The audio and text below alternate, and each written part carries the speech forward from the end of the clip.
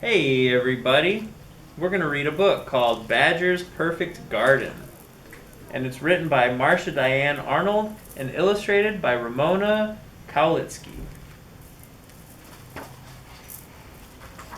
One spring morning, Red Squirrel found Badger surrounded by dozens of jars. The jars were filled with seeds. The seeds looked hopeful, just like Badger. "What are you doing with all those seeds, Badger?" "Getting ready to plant. I gathered them late last summer and kept them in jars all through the fall and winter.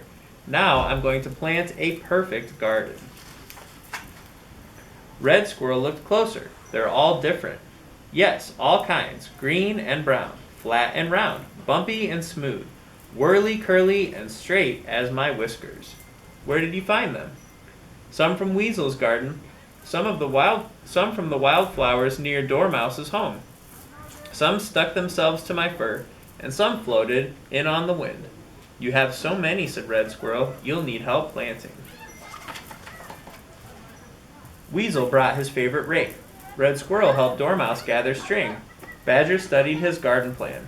"We have to make sure the ground is perfectly smooth," said Badger. Everyone weeded and raked.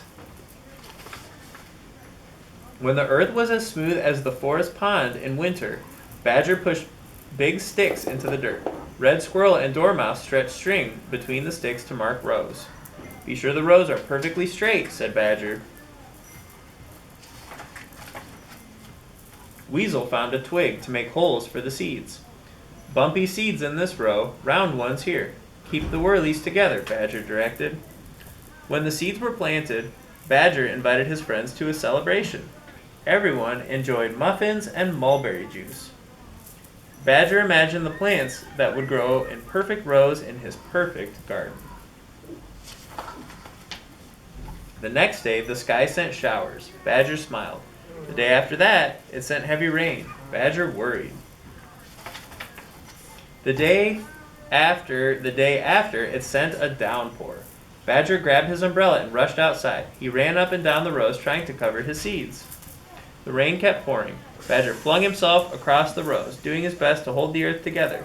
Sticks and strings collapsed. The ground began to slide. Ah! Red Squirrel, Dormouse, and Weasel came running. "My beautiful seeds have washed away," Badger sniffed. "Seeds will float on the wind again when the sunniest days come," comforted Red Squirrel. "After the wildflowers bloom, there will be seeds to collect," said Dormouse. "We can gather seeds when my vegetables ripen," said Weasel. "Collecting seeds is hard work, and besides, I'll have no perfect garden this summer," said Badger. Badger could not be consoled. He stayed in his house, busying himself with this and that. One summer day, in the middle of his afternoon nap, Badger heard a clamoring at his door. "Badger, come look, cried Red Squirrel, Dormouse, and Weasel. "Your seeds found another place to grow." "Those can't be my seeds," said Badger, rubbing his eyes. "They're all mixed up."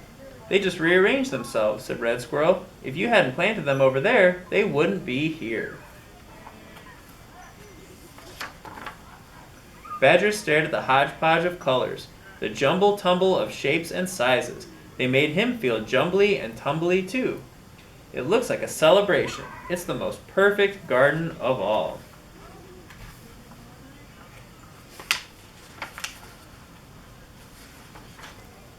And because the friends loved celebrations, they ran into the garden for a hodgepodge of garden games, jumbly-tumbly dancing, and muffins and mulberry juice. The end. Thanks, you guys.